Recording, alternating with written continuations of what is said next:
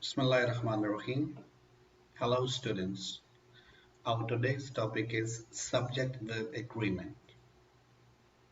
Subjects and verbs must agree with each other in number for a sentence to make sense.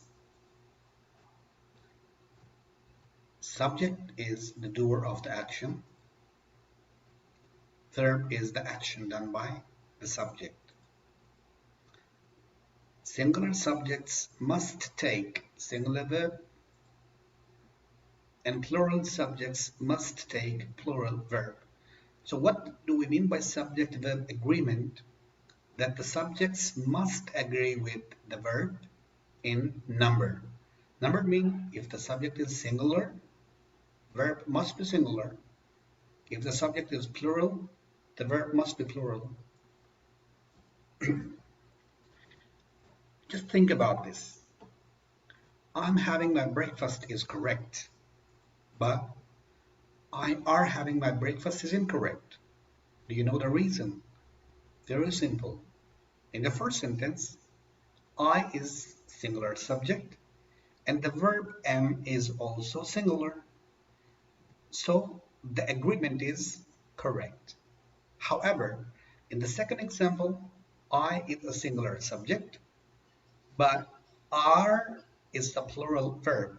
So I cannot agree with are, or I cannot agree with are because of the number issue. So the second sentence is incorrect because the subject and verb agreement is faulty.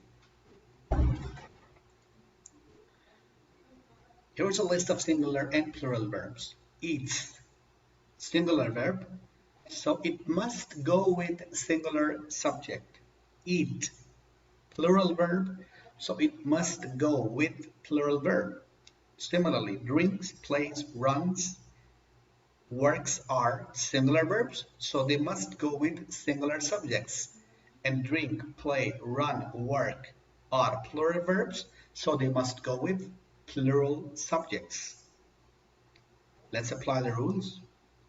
Subject and verbs must agree in number. See here, the dog growls when he is angry.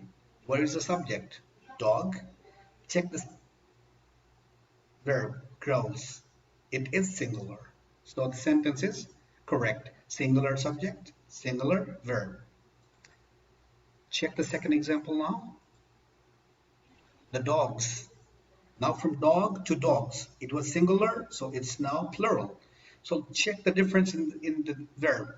Growls, singular subject, and growl is plural verb. Sorry, growls is plural, singular verb, and growl is plural verb. Dogs growl, and the dog growls. Singular subject, singular verb. Plural subject, plural verb.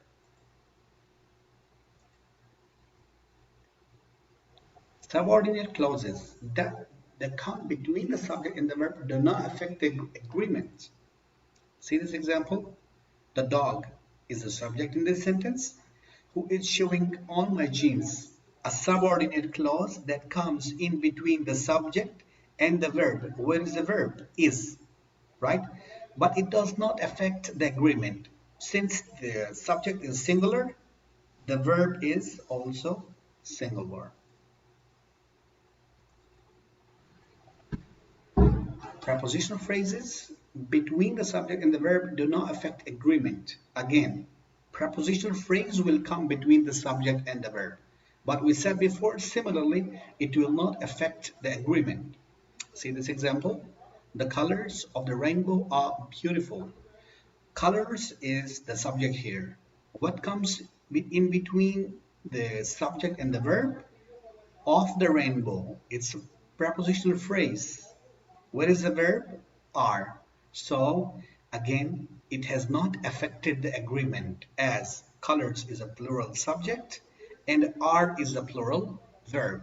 So this prepositional phrase of the rainbow has not affected the agreement because it's plural and the verb is also plural. If two subjects are joined by ands, they typically require a plural verb form. Now we will have more than one entities at the subject position, and they will be joined with the word and. If this is the case, we need a plural verb. See the example. The cow and the pig. Look, cow, pig. How is this joined? By and. So now check the verb are, right? It is joined, so it becomes plural, joined with and. So we need a plural verb. We cannot write is here, right? If you write is, the sentence will become wrong.